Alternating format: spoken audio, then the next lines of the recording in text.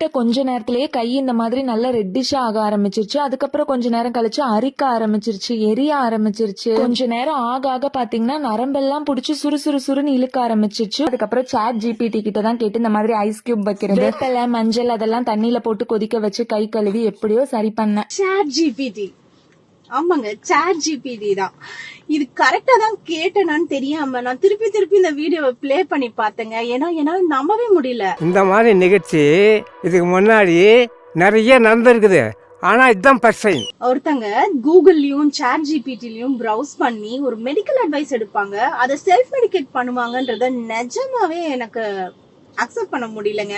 எது நாகார்ஜுனாவா?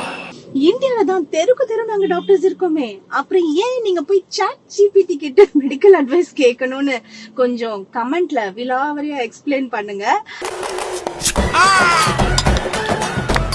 Doctor fees உங்களுக்கு வந்திருக்கிறது ஒரு அலர்ஜி தான்.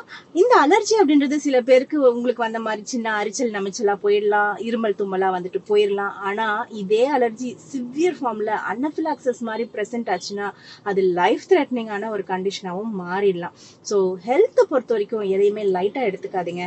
எஸ்பெஷலி நியூ மதர்ஸ், உங்களோட ஹெல்த்தை ரொம்பவே நீங்க சீரியஸா ஹேண்டில் பண்ணணும். So please take care. Always your stuffed டி. பை.